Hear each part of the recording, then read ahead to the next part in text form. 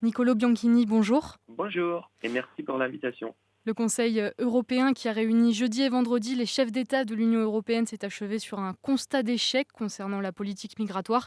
Pour bien comprendre, il faut revenir quelques semaines en arrière. Niccolò Bianchini, vous êtes responsable des études de la Fondation Robert Schuman. Début juin, les ministres de l'Intérieur européens s'étaient entendus sur un compromis dans le but de mettre en place une politique migratoire unifiée. Est-ce que vous pouvez, pour commencer, nous rappeler ce que contenait ce texte ? Absolument. Les 27 ministres de l'Intérieur de l'Union européenne s'étaient réunis le 8 juin dernier à Luxembourg, justement pour tenter de trouver un accord politique sur le pacte européen sur la migration et l'asile.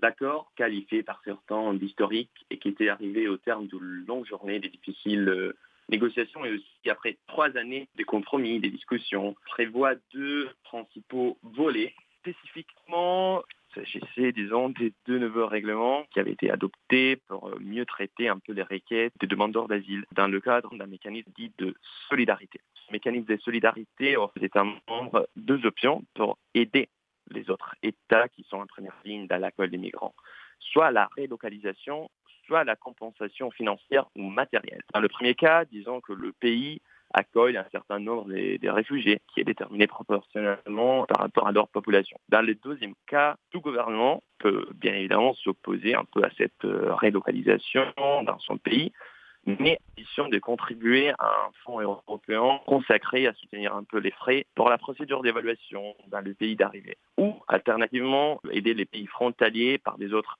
moyens. De même, disons que pour la première fois, une procédure d'asile aux frontières extérieures du continent a été décidée avec deux centres d'asile qui devraient être créés à la frontière et avec des procédures qui seraient censées être traitées dans un délai de 2 semaines maximum. C'est vrai que déjà, à l'occasion justement de ce 8 juin, on avait trouvé un accord à la majorité qualifiée, mais la Pologne et la Hongrie avaient voté contre cette proposition. Donc c'est un accord provisoire qui a été signé à Luxembourg début juin et dont vous venez de nous parler. Ce vendredi, la Hongrie et la Pologne ont à nouveau rejeté ce compromis au moment du Conseil européen. Comment est-ce qu'on peut expliquer ces refus ? Alors c'est intéressant parce que ce rendez-vous s'annonçait largement consensuel.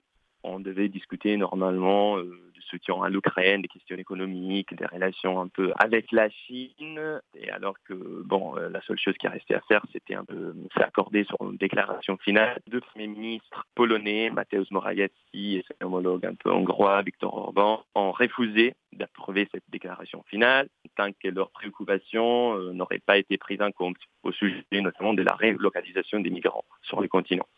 Disons que la Pologne et la Hongrie ont contesté fondamentalement ce vote à la majorité qualifiée et ont réclamé que le texte soit validé plutôt à l'unanimité. Après, parmi leurs revendications, on retrouve notamment les principes des batailles traditionnelles pour ces deux pays, c'est-à-dire le droit de déterminer un peu leur politique migratoire, de décider le nombre de migrants qu'il accepte sur son territoire. De plus, petite mention pour la Hongrie qui a en toute probabilité bloqué également un peu cette déclaration finale pour des raisons, disons, financières. C'est-à-dire que le gouvernement hongrois attend toujours que l'Union européenne débloque les fonds retenus à cause des célèbres, malheureusement, manquements à l'état des droits. Qu'est-ce que ces refus signifient pour la suite des négociations qui doivent maintenant se tenir devant le Parlement européen ? Est-ce que l'accord est mis en danger ? Disons, il faut un peu souligner comme c'est une large majorité des décideurs européens qui jugent un peu qu'il est hors des questions de remettre en cause les décisions qui avaient été prises au Conseil le 8 juin. Vous l'avez bien dit, ces deux règlements doivent encore être un peu approuvés par le Parlement européen qui pourrait par ailleurs effectuer un peu des modifications.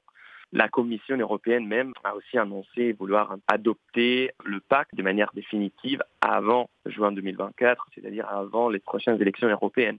Il faut dire qu'au Parlement européen, ces négociations s'annoncent assez problématiques, justement parce qu'on est à moins d'un an des prochaines élections européennes, mais aussi parce qu'au sein du Parlement européen et au sein de chaque État membre, notamment l'immigration ayant une importance grandissant, il devient un peu un sujet assez tendu. Par exemple, cet accord relatif à la gestion de l'asile et de la migration avait été déjà accueilli un peu avec déception en Allemagne, et au sein aussi des partis qui composent un peu les gouvernements, notamment à cause des soucis humanitaires, c'est-à-dire de procédures qui seraient trop rapides pour traiter les différentes procédures. Plus largement, ce qui va s'annoncer, c'est un affrontement entre les différents groupes du Parlement européen qui s'affrontent déjà sur les autres questions, notamment le pacte vert, la loi sur la restauration de la nature, et certainement le sujet de l'immigration ne va pas être un sujet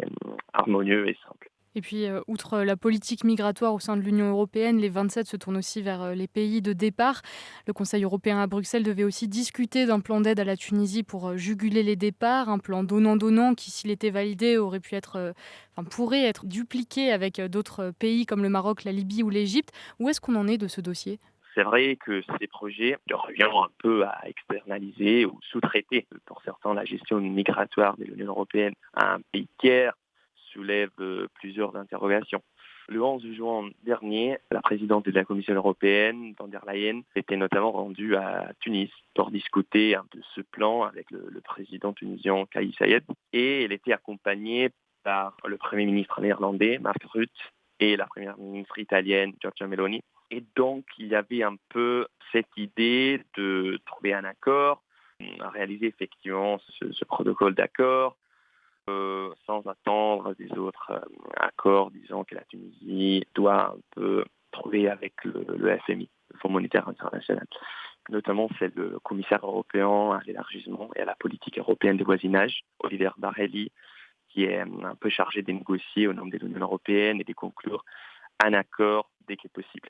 Cet accord prévoit, disons, de donner un peu des ressources, plus ou moins 1 milliard d'euros, en échange pour des contrôles un peu plus serrés et une gestion qui serait faite justement de l'autre côté de la frontière. Or, il faut dire que on n'enregistre pas des avancements parce que le gouvernement tunisien a demandé un peu de temps supplémentaire, disons, pour analyser bien les termes de l'accord qui a été proposé par l'Union. Et surtout, un sujet qui est un peu, disons, central et qui, pour l'instant, empêche un peu un accord, c'est la lutte contre la migration clandestine. C'est-à-dire qu'il s'agit d'une question qui doit être régie, qui doit être encadrée de manière extrêmement minutieuse d'un point de vue juridique. Donc, on se souvient un peu du cas de la Turquie, qui était devenue une sorte de gardien, une sorte de gendarme un peu de la Méditerranée occidentale, à l'occasion un peu de flux massifs de migrants syriens.